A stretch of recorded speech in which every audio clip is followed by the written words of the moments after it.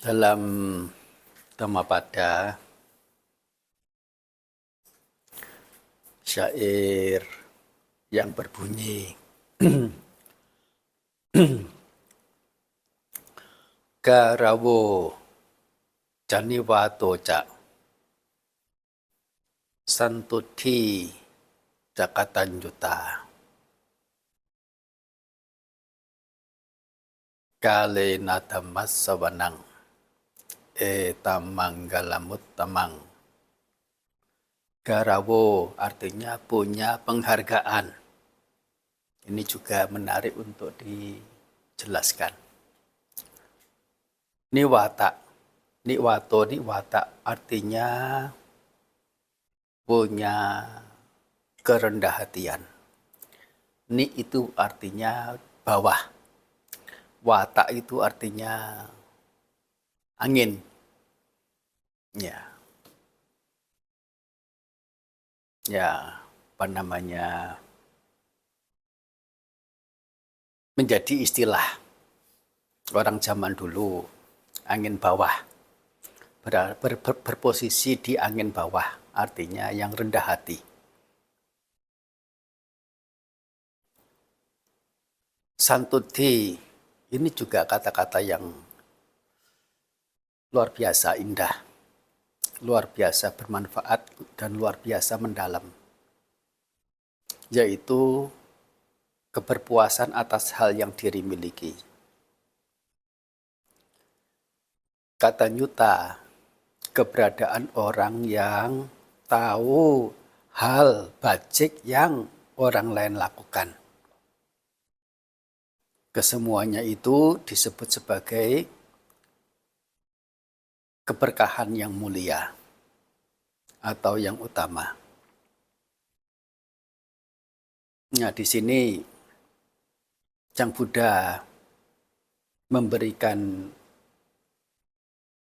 jalan seseorang mendapatkan keberkahan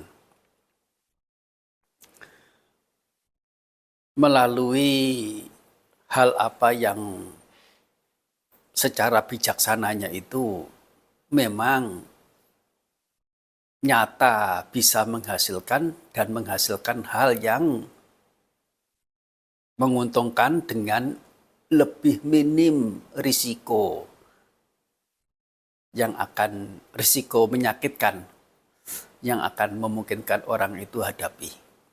Untuk mendapatkan hal yang menyenangkan, ya banyak cara. Termasuk dengan melakukan hal-hal yang tidak terpuji, itu juga salah satu cara. Apakah tidak memungkinkan mendapat? Ya, tetapi risiko.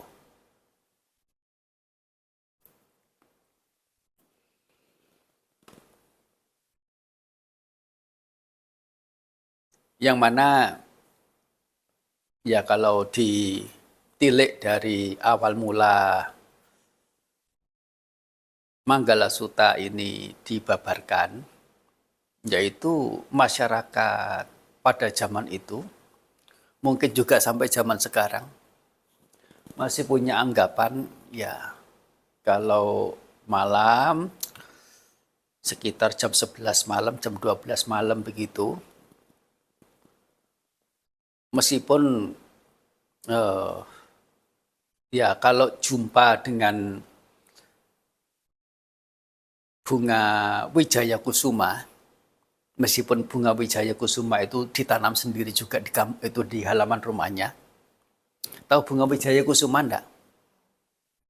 Bunga Wijaya Kusuma itu bunga kaktus yang mirip seperti bunga buah naga.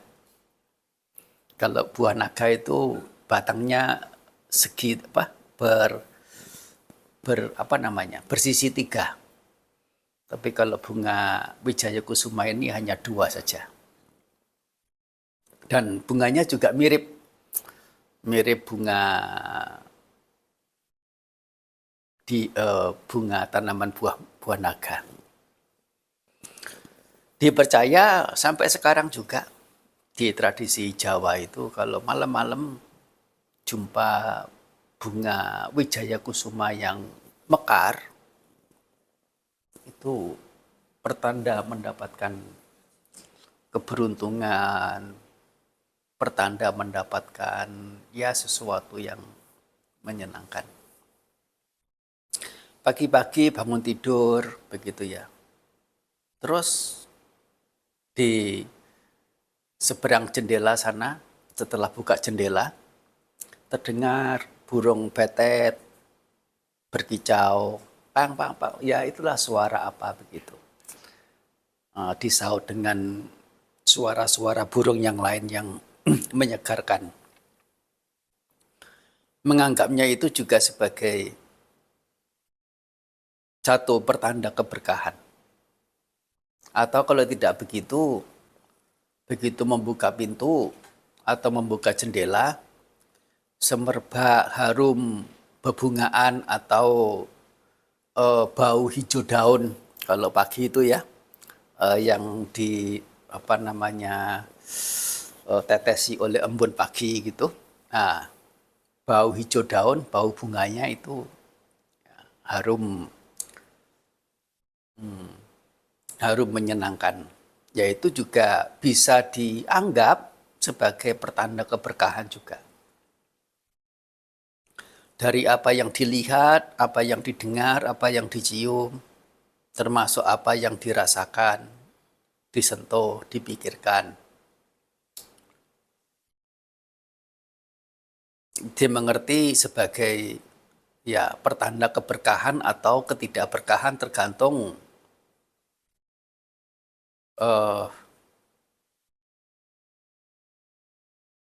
fenomena apa yang dilihat itu. Nah, di Jawa itu juga ada kalau daru itu jatuh. Tahu daru enggak? Daru itu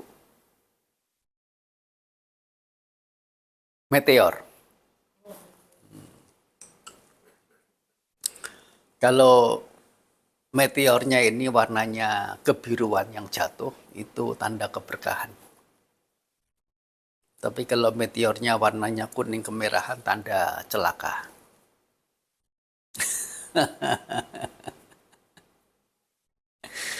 Bagaimanapun, yaitu yang ternyata bukan hanya zaman dulu, hingga zaman sekarang. Zaman dulu dipertentangkan, apa yang disebut berkah itu. Ketika seseorang melihat sesuatu yang indah, yang menakjubkan, yang beda dari yang biasanya, atau ketika melihat sesuatu yang lainnya, atau bukan karena melihat, tapi karena mendengar. Mendengar sesuatu itu berkah, atau mungkin sesuatu yang lainnya yang adalah berkah. Nah ini yang dipertentangkan, yang sampai kemudian sampai perbincangan itu pada Sang Buddha. Sang Buddha justru mengenalkan orang dalam mendapati keberkahan itu dengan cara berbuat dan dengan cara berusaha. Yaitu melakukan sesuatu, melakukan perbuatan yang disebut karma, kama, dan punya usaha yang disebut dengan punya semangat atau punya wirya.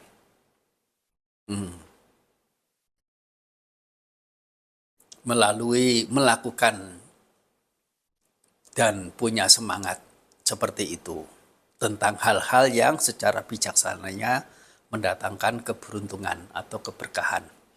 Nah, balik pada topik yang akan dijelaskan pada hari ini adalah keberadaan orang yang tahu budi jasa.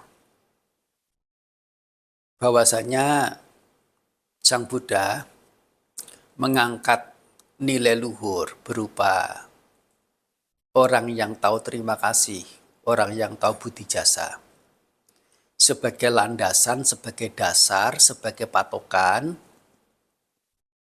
disebut sebagai orang baik. Apa landasan, apa dasar, apa patokannya seseorang itu disebut orang baik? Bukan karena kebijaksanaannya, bukan karena cinta kasihnya, bukan karena kemurah hatinya, bukan karena kejujurannya, bukan karena apa yang tinggi-tinggi yang mendalam. Tapi karena kepemilikan rasa tahu budi jasa, rasa tahu terima kasih. Kewala esa bhikkhave sappurisa bhumi yadidang katanyuta kata weditati. Nah, itu dalam bahasa Pali yang pengartiannya sudah diberikan sebelumnya. Yaitu bahwa disebut sebagai seorang sapurisa, orang yang baik, orang yang gentleman. Kata gentleman ini bukan hanya ini saja ya, orang yang bajik begitulah. Susah untuk cari padanan katanya dalam bahasa Indonesia ataupun dalam bahasa Inggris. Kind man ya kalau bahasa Inggrisnya itu. Bahasa Indonesianya apa? Kind man itu. Ya orang baik. Budiman, ya satu bagus. Budiman, budiwati. Ya itu dikarenakan satu logika ya. Bukan nilai-nilai bajik yang lain yang disebut sebagai patokan, sebagai pertanda seseorang itu disebut orang baik. Tapi adalah orang yang tahu budi jasa, tahu rasa terima kasih. Kenapa? Karena kalau dengan hal baik yang orang lakukan, orang lain lakukan kepada dirinya, dia tidak bisa menengarai ini loh sebuah kebaikan. Untuk menengarai sebuah kebaikan saja tidak mampu. Artinya dalam dirinya itu ada enggak istilah kebaikan atau apa pemahaman tentang kebaikan atau hal-hal yang menyenangkan tentang kebaikan itu? Kecil kemungkinannya, meskipun memungkinkan ada. Ya, yang mana jika ia dengan menengarai sebuah kebaikan saja tidak mampu, bagaimana dia muncul dalam dirinya beberapa jenis kebaikan yang lebih tinggi, entah itu ya mulai dari kemurah hatian, tutur kata yang baik, yang manis, tutur kata yang jujur, punya kesabaran, punya cinta kasih, punya kepedulian, punya rasa tahu apa tadi sudah ya yang lain-lain ya menjadi orang yang mudah dirawat apa dan sebagainya. Ya. Kemungkinannya untuk memunculkan hal-hal baik yang lebih tinggi muncul dari dalam dirinya sendiri itu akan lebih menyulitkan. Ya, jadi menjadi orang yang bisa ngerti jasa orang lain, meskipun kecil, meskipun sedikit. Kalau ada kekurangannya, ada hal yang mengecewakan bagaimana? Sang Buddha memberikan ajaran, tidak boleh seseorang itu membenci karena keburukan seseorang, jika orang itu masih ada kebaikan lain yang dia lakukan selain keburukan yang dia lakukan itu. Tidak ada alasan untuk membenci orang yang meskipun dia itu telah melakukan suatu keburukan, tapi sisi yang lainnya adalah melakukan kebaikan. Baik sisi tutur kata, sisi tindak tanduk, maupun ya sekadar sisi pemikiran. Sisi pemikiran bagaimana bisa diketahui? Ya misalnya meskipun barusan tadi itu mencemooh kita, mengejek kita. Nah, sebentar kemudian kita melihat dia sedang pergi ke salah satu stupa, ke salah satu candi, melakukan puja kepada Tiratana, membawa bunga apa dan sebagainya. Ya, ya itu adalah kebaikan yang dia ada. Ya, dengan landasan seperti ini tidak ada kepantasan seseorang itu untuk ya membenci, memunculkan kebencian padanya. Itu Sang Buddha punya kriteria yang ya dianjurkan untuk kita pegang. Oleh karena ya memang tidak ada satu orang pun yang tidak punya sisi kurangnya. Bahkan apa yang dia tidak merasa sebagai sisi kurang, kitanya yang salah mengerti itu sebagai sisi kurang. Begitu. Dan tidak sedikit juga memang orang yang punya sisi kurang, tapi tidak merasa bahwa itu adalah sisi kurang. Ya ada juga, banyak juga termasuk yang berbicara ini.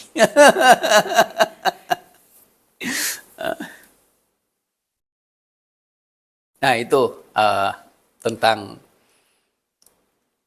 bagaimana seseorang bisa menghargai kebaikan orang lain, oleh karena kebaikan itu memberikan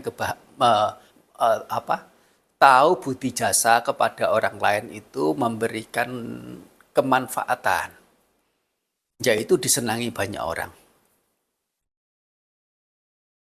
dipuji oleh para bijaksanawan, diharapkan untuk hadir, diharapkan untuk datang. Ya, sebaliknya kalau durhaka, ya itu kecelakaan. Kecelakaan.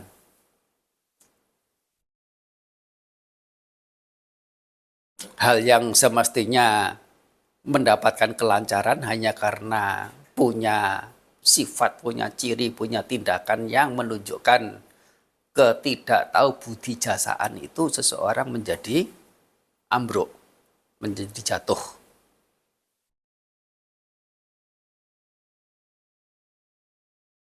Nah, di sini diumpamakan orang yang tahu budi jasa itu ibarat permata. Permata itu punya 3 ciri utama, yaitu 1, jarang ditemukan. Kalau kerikil banyak, pinggir jalan.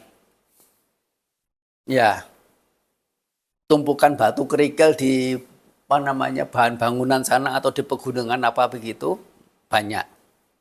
Tapi ya sulit untuk mendapatkan atau mendapati itu ya ada permatanya. Demikian pula orang yang tahu budi jasa ini juga orang yang dikatakan sulit ditemukan, sulit ditemui. Oleh karena mengapa? Yaitu kecenderungan orang adalah mengingat sisi buruk orang lain, sisi negatif orang lain. Sisi baiknya nggak diingat. Itu yang pertama. Yang kedua,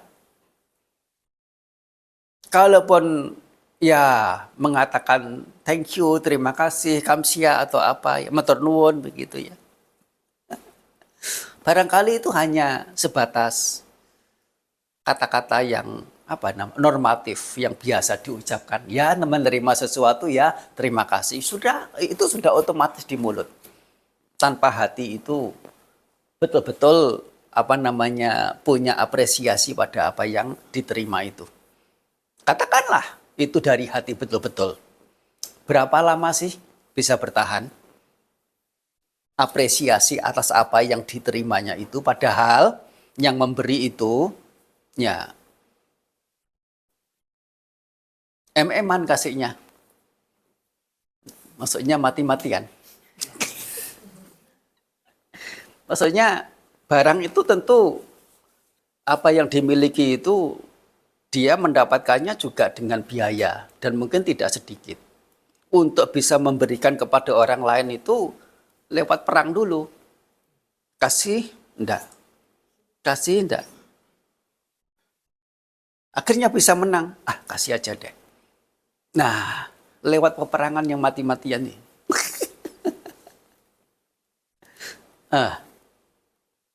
Tetapi bagaimana pihak penerima? Itu maksudnya hanya itu. Oh itu maksudnya hanya segitu. Ah, seberapa penghargaan yang seseorang telah munculkan.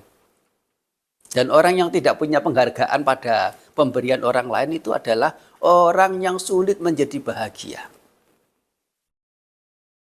Itu juga Sang Buddha nasihatkan kepada para biku. Wahai para biku, jika kalian tidak punya penghargaan pada apa yang perumah tangga berikan, ya,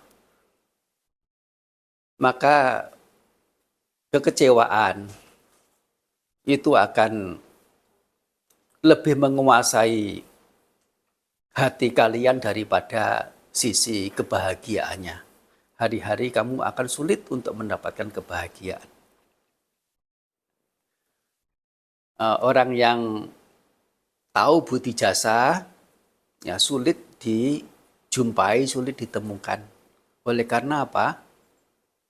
Ya kalaupun dia itu menghargai, berapa lama penghargaan itu masih tetap teringat. Yang bagaimana jika dibandingkan dengan jika seseorang itu bukan sisi baiknya, tapi sisi celanya yang dilakukan kepada diri, meskipun ketika melakukan itu tidak sengaja. Meskipun yang dilakukan itu karena kesalahpahaman, atau mungkin yang dilakukan itu ya bukan sesuatu yang berarti dan sudah lama yang lalu. Mungkin 3 bulan yang lalu, 3 tahun yang lalu, bahkan lebih. Tapi ketika melihat orang itu lagi, ya, oh dia ingat aku. Nah, bukan kebaikannya yang diingat, yang banyak itu. Oh, tapi yang diingat lebih dulu adalah oh dia itu yang dulu pernah membuat begini aku, membuat begitu aku, membuat aku sedih, membuat aku kecewa, membuat aku ya nangis dan sebagainya. Ya itu kebanyakan orang ya begitu.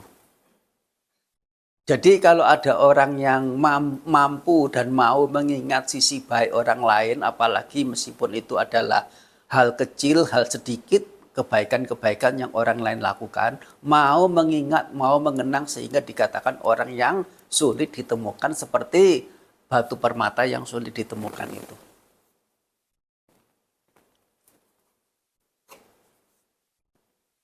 Itu yang pertama.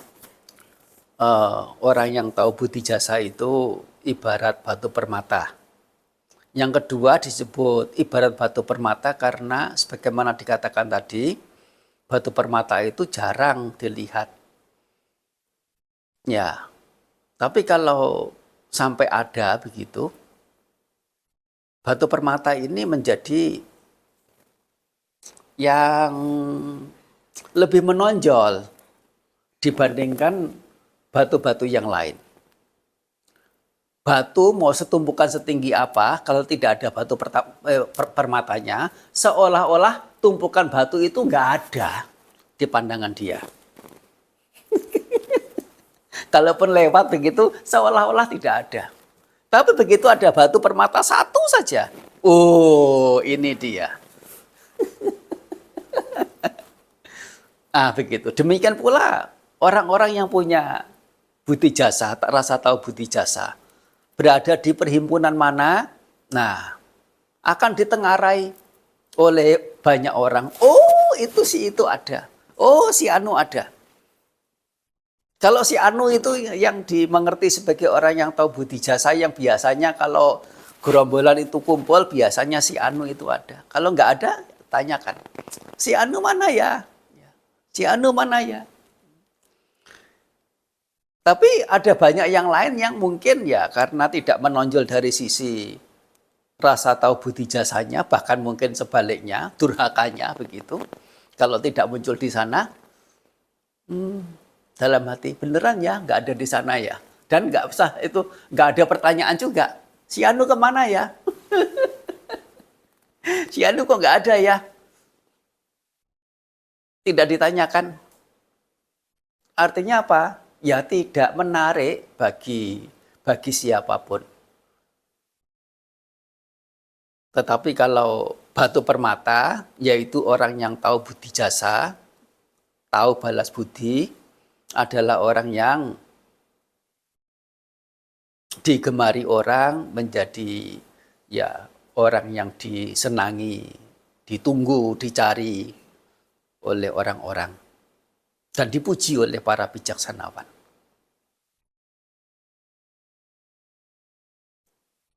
Tadi itu sudah termasuk penjelasan nomor 2 dan nomor 3. Nomor 2-nya itu menonjol di antara yang lain, dan nomor 3-nya itu adalah digemari banyak orang. Yaitu adalah tentang penjelasan kata rasa tahu budi jasa, kata nyu, yang ada dalam Manggala Sutta disebut sebagai berkah utama. Dan jangan pikir mama papaku ada di sana, ada di jauh di luar kota, bahkan harus masuk 3 jam lagi dari situ, harus dilalui dengan jalan kaki, soalnya dengan kendaraan tidak bisa. Itu pun harus jalan lewat, naik gunung, turun gunung, naik lagi 1 gunung lagi. Baru ketemu rumah itu orang tua. Kalaupun saya tidak punya rasa hormat, tidak punya rasa tahu budi jasa kepada orang tua, kan nggak ada yang tahu juga. Kan nggak ada yang tahu juga. Kalaupun aku durhaka sama orang tua, kan juga nggak tahu juga orang-orang. Memang saya tidak tahu. Kalau memang betul-betul tidak tahu, ya ini. Tetapi sikap dia kepada orang tua, kalau kepada orang tua saja seperti itu, kira-kira kepada siapa yang lain dia bisa bersikap lebih baik. Dan itu terpancar dari keseharian dia punya sikap itu. Bagaimana ciri orang yang tidak punya rasa tahu budi jasa. Apalagi kalau sampai ternyata diketahui orang itu adalah orang yang tidak tahu budi jasa, adalah orang yang durhaka pada orang tuanya. Lebih-lebih mendengar begitu. Orang sudah enggan, orang sudah males. Jangankan bergaul, untuk mendekat saja rasanya risih. Rasanya canggung, rasanya berada dalam bahaya. Oleh karena apa? Ya, orang yang durhaka pada orang tuanya, tidak tahu balas budi pada orang tuanya setidaknya, ya bisa mencelakai orang tuanya, bisa mengeksploitasi orang tuanya, mengakali orang tuanya, menguntungi orang tuanya secara sepihak.